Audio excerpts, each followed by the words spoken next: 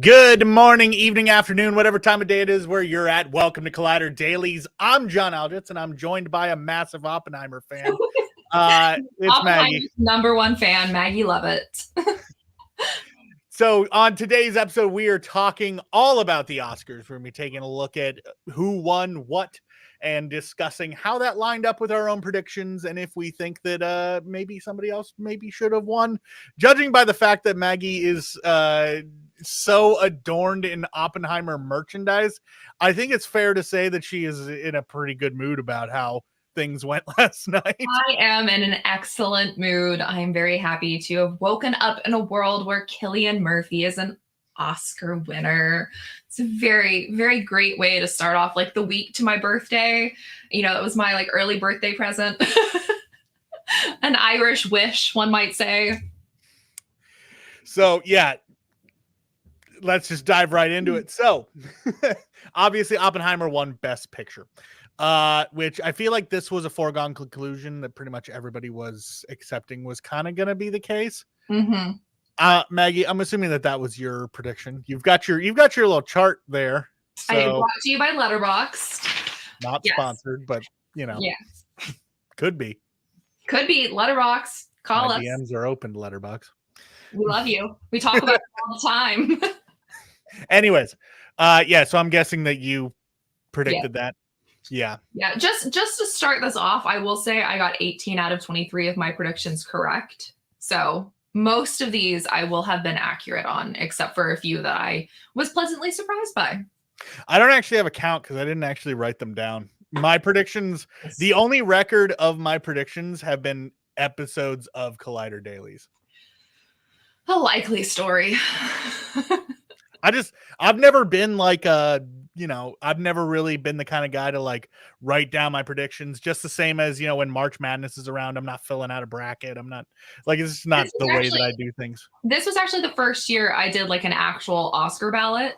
I usually am just like thinking what my predictions are. So this was actually the first year that like, because we were doing Collider Dailies, I was like, well, I should document my actual, ballots and see, where I compare to other pundits and theorists this Oscar season. That's fair. Now, as I said, with Best Picture, it was pretty much a foregone conclusion that Oppenheimer was going to win.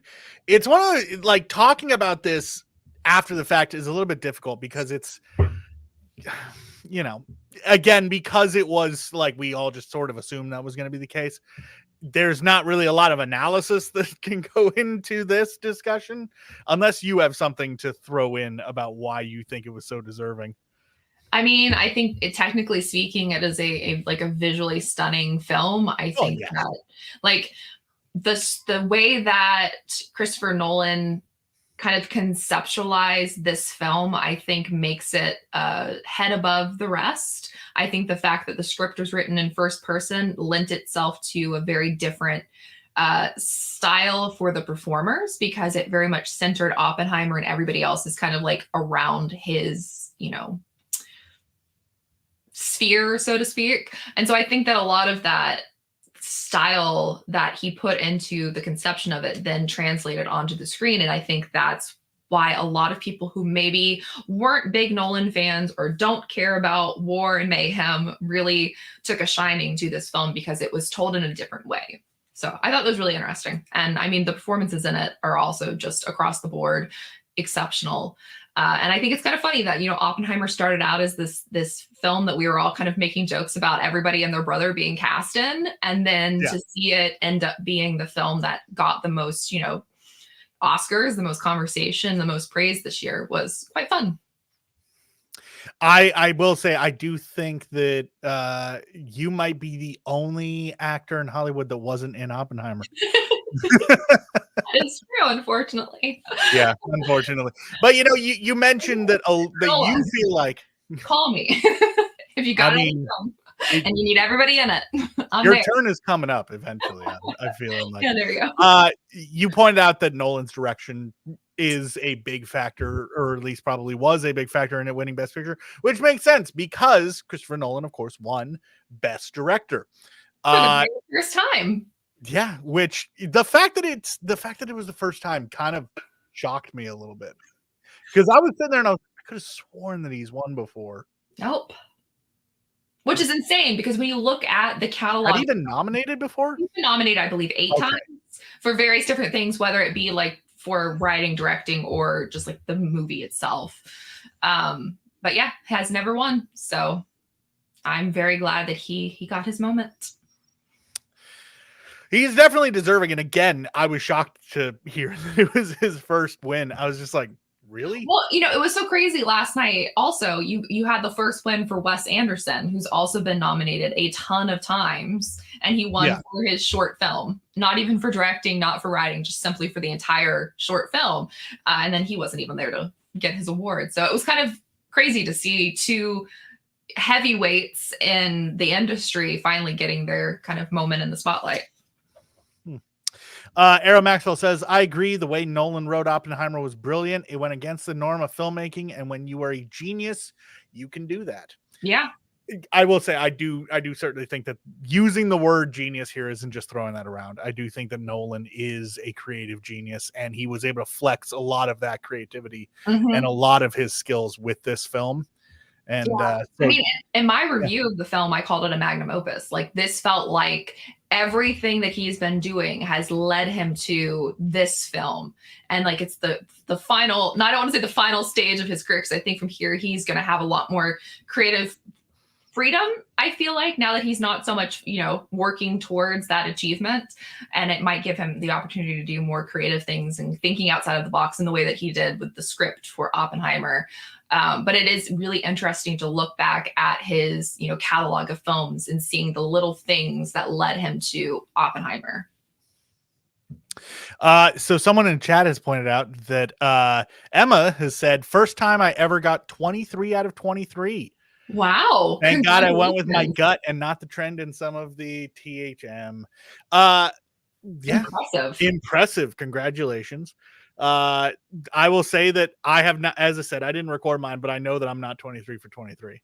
And that's because the next category that we are going to talk about is the one that had a lot of people talking, and that is Best Actress. The Battle of the Stones went the way that I'm not going to say didn't want it to go, but the way that I was not predicting it was going to go, because Emma Stone won for her role in Poor Things, beating out Lily Gladstone. I'm not going to say that I was surprised, but I was a little bit. I think Emma was also surprised. Watching her reaction to that moment, she definitely looked like, oh no, I'm never going to hear the end of this. Here's the thing, though. I do not for a moment think that Lily Gladstone isn't going to win eventually. Oh, 100%. If she just, the only way that I feel like she will not get an Oscar eventually is if she just stops working. Yeah. Which that's never probably not going to happen. No. But that is Emma Stone's second Oscar win, as Steve points out, and it is a deserved win. I'm not going to sit here and I'm not going to say that Emma Stone didn't deserve that win. There are a couple people online who I've seen make that statement, and I think that is just a patently incorrect statement to make. But it was just kind of a little bit of a shock, because everything was pointing towards Gladstone, and it going to Emma Stone.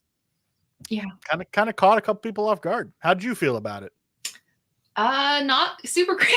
I was like, my gut clenched when they announced Emma Stone, because I think part of it was also knowing that we were going to enter into a phase of discourse that will be never ending about this. And I think there was an element of oh no, I don't want to even look at Twitter right now, because I know that there is going to be a lot of strong reactions in both directions. And I think both actresses, actually, I think everybody in that category was very much deserving of their nominations.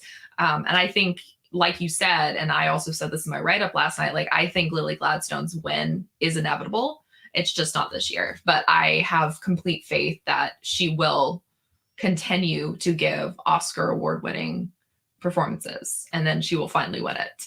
And I think when you have people like Leonardo DiCaprio and Martin Scorsese in your corner, I think that also gives you an advantage, because I know there were a lot of people who were talking about the fact that a lot of women of color will be nominated and then never get work again, that they actively have to make roles for themselves. And so I do think Lily has a little bit of an advantage there, because I do think that people have seen that she is a leading actress that can hold the entirety of, I mean, that she was really the one that was leading the way with nominations for Killers of the Flower Moon this entire award season.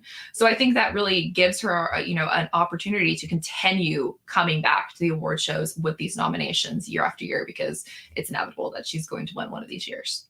Yeah, I'm, as I said, absolutely no doubt in my mind that she's going to win. She just has to keep working, basically, is all that it really is. Because she's such a unique talent that I think that she's going to be able to.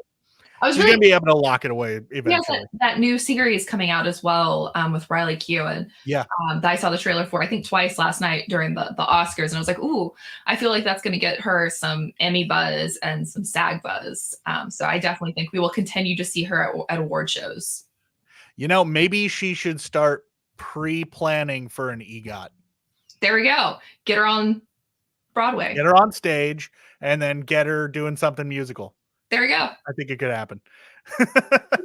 She'll join the 19 people who've achieved that, or whatever the number is.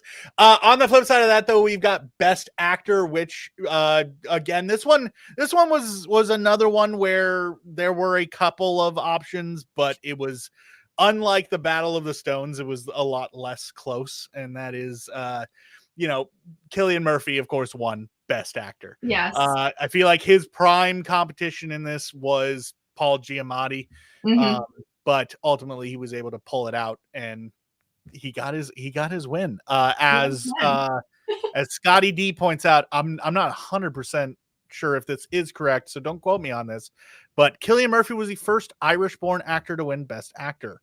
I believe that is correct. I might be wrong. That's correct. Yeah. Watch somebody pull out somebody from 1935 or something. I don't know where everybody's born. But I'm really excited for Billy and Phineas. They're both the two youngest, double Oscar winners, which is, phenomenal to see, because they're both incredible talents. But back to Cillian Murphy. I never doubted him. We're going to get to Billie Eilish later. Yes, I never doubted him once. I knew that I would be living in this world where Cillian Murphy is an Oscar winner.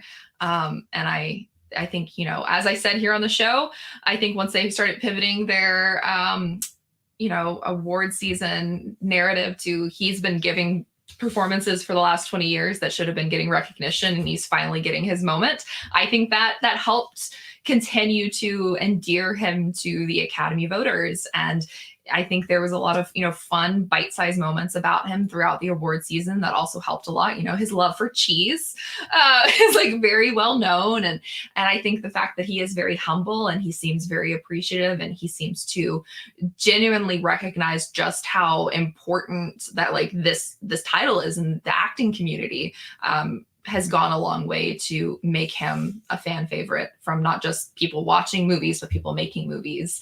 And I'm really excited to see what's next for him. I'm sure he's headed back to Ireland to be away from people for as long as he can. He's been on a very intense publicity tour for the better part of the last year. So he deserves to sit down and breathe a little bit before he gets to work on 28 years later. Yeah, I know. I'm very excited for that. And what a perfect time for that to come back around. He gets to do his prestige filmmaking thing with Nolan, get his award, and then he gets to go make a sort of pseudo schlocky zombie flick. Yeah, which he obviously loves, because he's producing it as well. So I'm very excited for that. On board for that. I will say, if we're taking into consideration someone's past performances as a factor in whether or not they should get an Oscar, Giamatti definitely has that in the bag. He has got a dynamite career. I believe he's actually already won, though, if I'm not mistaken. I don't think he's won an Oscar. Maybe not for Best Actor, but I feel like this would have been his first win. Yeah. Oh, that's right. He's been in plenty of Oscar-winning films, but I'm not very sure if he himself has won. You would think that I would have done the research before the show to have Yeah. this information. And again, like, it's not to knock any of the people who were also in the Yeah. actor, category. Like just that entire like slate of nominees is just incredible. Bradley Cooper once again continuing his seemingly eternal struggle to get himself an Oscar. Yeah, how you feeling about that? I know that you weren't the biggest fan of Maestro. Not gonna say anything. You're just gonna take a sip out of your Audible mug and hope that I move on. Yes, I'm going to enjoy my Irish breakfast blend. Oh, okay. Because of course you got to be on brand with what we're talking about, so you got to go with the Irish coffee. Moving into the supporting roles, best actor in a supporting role is Robert Downey Jr. Again, another foregone conclusion. I don't think that anybody was really doubting that that's the way that was going to fall. Great to see Downey pick up an Oscar. Always happy to see that. Always happy to see him in general. Yeah, I really liked his acceptance speech. Oh yeah, it was great. I liked that he, called out his wife for loving him back to life. I like that little self-deprecating joke that he made about himself being a scrappy little, feral dog. Was really good. And again, another long overdue, award and nomination. I think, everybody likes, like I said last week, everybody likes a comeback story. And I think he very much is one of those. We've seen how far he's come from the highs to the lows. And, the only thing I think about last night, RDJ, that was frustrating was the Jimmy Kimmel jokes at the start of the Oscars about his history. That was one of the more awkward moments. Yeah, because like he just kept going with it, and Robert looked like, let's move past this. And that Kimmel is usually a good host. Like, say what you will about his humor, like you can like his humor or not, but he's usually like a good host who knows how to keep things going. But in that moment, I feel like the show kind of stalled out. It did. It was very awkward. Everybody around was kind of like, we can move on. We can definitely move on. Let's pick it up and let's move on. Because I think we all knew this was the night that he was going to win. Yeah. I think that made it even more awkward, because rather than like dwelling on his past, which we all are well aware of, like we should have been focusing on the present. And I think that's where the disconnect was. I think the first like kind of jab would have been fine, but it was like the continuing on with the joke that kind of caused it to go a little long. The counterpart to that, of course, being Best Actress in a Supporting Role, which went to Divine Joy Randolph. This one's exciting, but also at the same time not surprising. Yeah, I think. This was her award to lose. Yeah, if it had gone to anybody else, that would have blown my mind. But it going to her, she definitely deserved it, 100%. Yeah. I don't really have a lot to say about this one, because it's just like it's a slam dunk. I loved her acceptance speech. I've loved all of her acceptance speeches this entire award season. I think she's given some really fantastic ones. And I love that she called out her publicist. I thought that was great. Because, the publicists do a lot of work during award season, and they very rarely get thanked in those acceptance speeches. And it was kind of fun to see a lot of publicists I know posting about that, being like, oh my God, it's so cool that like somebody actually remembered us. But she just is great. And I can't wait to see what she does next. She's another one who consistently gives just incredible performances. And it's great to see her recognized fairly early on in her career. Yeah. I think that she's gonna have a stellar career from here on out, and she's gonna do some pretty great things. As long as she keeps making the smart choices that she's been making, I foresee nothing but greatness coming from her. So I'm excited to see where she goes. Moving on in, we've got Best Adapted Screenplay, which went to American Fiction, Cord Jefferson. About that one. That was one that I had wrong. I thought that they would play it safe and they would pick Oppenheimer. And I was thrilled when they announced American Fiction, and I was thrilled with what Cord talked about on stage about why are we not making, 20, $10 million films instead of one $200 million film. That was absolutely fantastic. And something we've talked about a few times on the show. Absolutely. Yeah. It's brilliant. Best original screenplay went to Anatomy of a Fall. Yes. That was great to see. I was like, as I was watching the show, I was kind of like, I feel like Anatomy of a Fall isn't going to win anything. I had that one. I was And then I walked right. away with that. Had it. I was thrilled. I might have actually cried a little bit when they won. I love seeing foreign language films getting recognition. And it just made me so excited that momentum that they have kind of kept this entire award season paid off. I didn't think they were going to win Best Picture, obviously, because Oppenheimer very much, held that. But to have this was phenomenal. I was so excited. Yeah, I'm with Steve on this one. I thought Past Lives was going to win. I'm not going to say necessarily that I thought that it was going to win. I was hoping that Past Lives would win. I adore that film so much, and it was kind of one of those things where I was like, I feel like if Past Lives is going to win somewhere, it would be in that category. And then when it didn't, I was like, well, there goes kind of my hopes for that film winning something.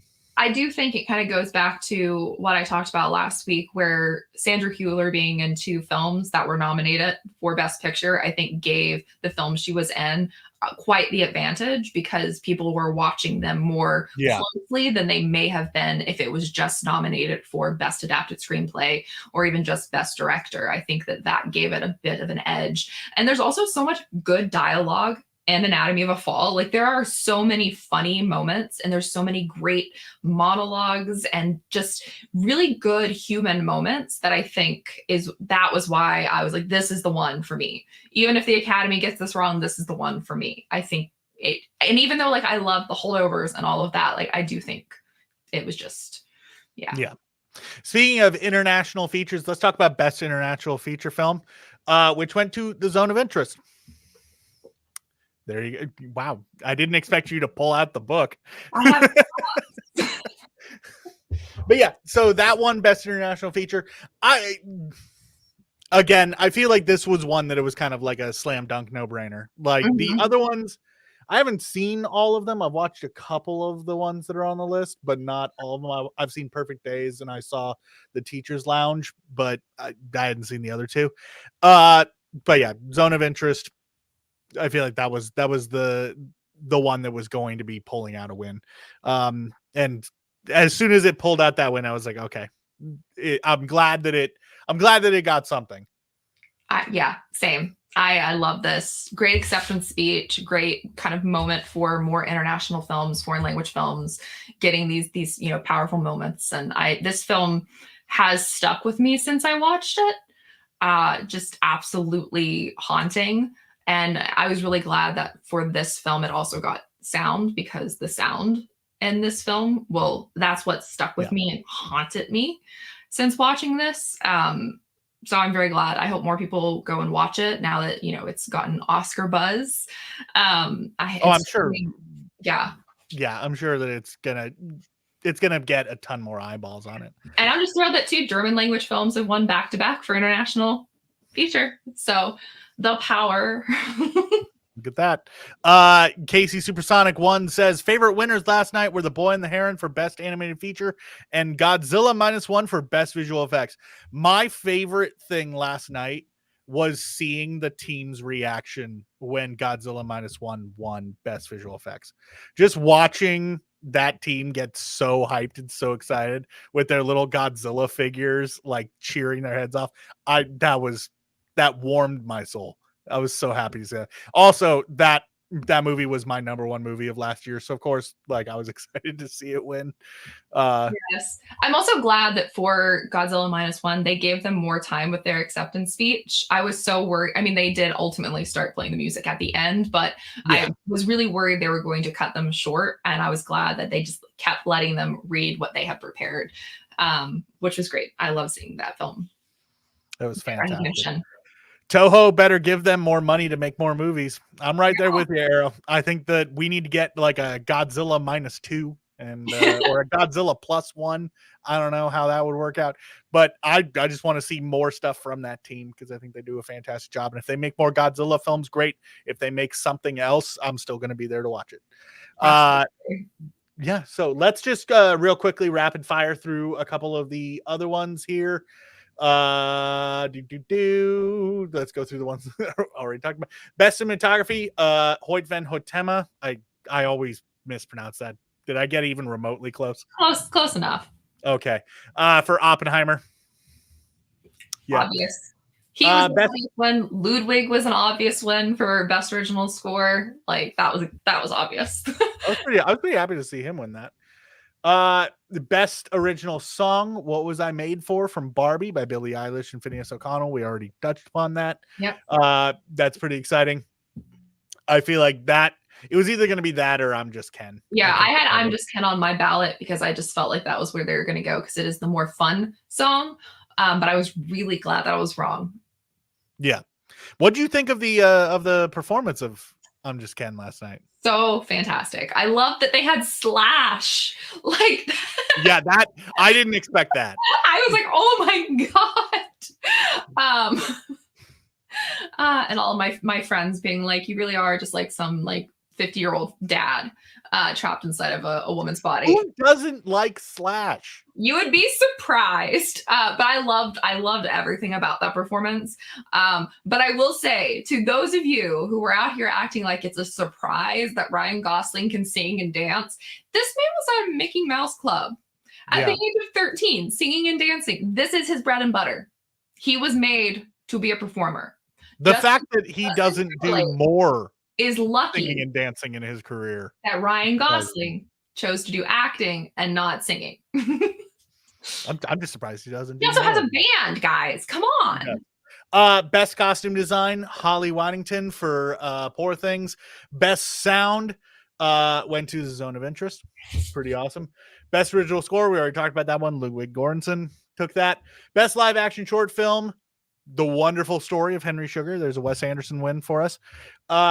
Best animated short film, War Is Over, inspired by the music of John and Yoko. Hadn't seen that one, so I was like, okay. Best documentary feature film, 20 Days in Mariupol. Another. Hadn't seen that one either. I need to watch. I haven't watched any of the documentary features that were nominated. Yeah, so I got all of these right. I had short film right, short animated film right. I had visual effects. I had hair and makeup. I had music, costume design, cinematography, documentary, film editing, documentary. Yeah, I was okay. We get it. You're good, but you're not as good as Emma because Emma got all of them. Yeah. Maybe I should replace my co-host with Emma. Just saying. Hey, voice of God. They got all of them. So voice of God. Yes. Would you like to correct John? I would love to correct John. John, you see, your favorite commenter out there named Emma is actually M.O. Oh, M.O. Sorry. And that's what you get for trying to replace me. Okay. Well, you know what? Emma would be glad to join me. So there you go. I'll get their name right eventually. Karma. I'm reading fast. All right. I'm trying to keep things moving and grooving. All right. Last one. Best film editing, Jennifer Lame for Oppenheimer. She's anything but lame. Okay. That woman's catalog of films that she has edited is incredible. Sorry, I'm getting cut off by Arrow. You're in. Arrow replacing me. All right. We'll just have an episode that'll just be Arrow and Emma. That's a ridiculous idea. Anyways, yeah. So we have a full list of winners up on collider.com if you want to go over there and check that out. If you want to take a look at the ones that we just kind of glossed over or any of the ones that we didn't talk about.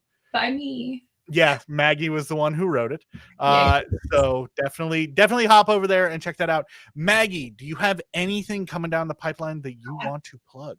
So many things coming down the pipeline. All right, well, hit us with some of them. So I will have my review of Irish Wish going up at the end of the week. I also have my interview with Ed Spaliers that will be going up hopefully on the 15th, maybe over the weekend, but I definitely think it's going to be out on the 15th. I also have my interview with Ben Browder and Rockne O'Bannon for the Farscape 25th anniversary that will be going up over the weekend. And then this week I will be interviewing Karen Gillan. So I will have that interview coming up soon. Very excited about that. As somebody who once dressed up as Amy Pond for a Doctor Who party, I'm very excited to meet her. So that's on the horizon. Very excited for that. Lots of fun stuff. So, and I'm also in search of my next All Quiet on the Western Front and Oppenheimer. So if you've got any leads on films this year, that will be the next thing I hyperfixate on for the next year and a half.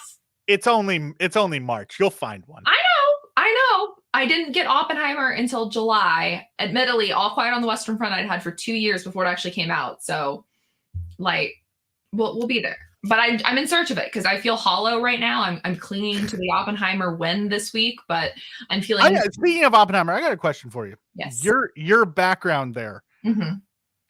Is that 2 Blu-ray copies of Oppenheimer on the shelf? So there's a Blu-ray DVD, and this is the 4K Ultra HD. And then I have 2 copies of the complete screenplay. One I bought, one the studio sent me, and then I have it in regular DVD form from the SAG nominations. And then I have Unleashing Oppenheimer. Anyways, get over to collider.com and check out all the cool stuff that Maggie has coming down the pipeline. We also have a ton of exciting stuff coming from South by Southwest that you can check out.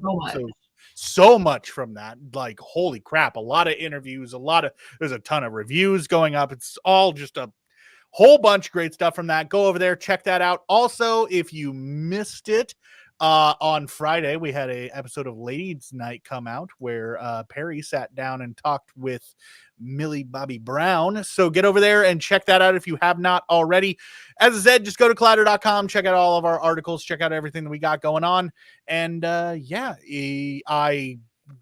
be back tomorrow talking about all kinds of fun things. I think it's going to be you and I believe. Yes.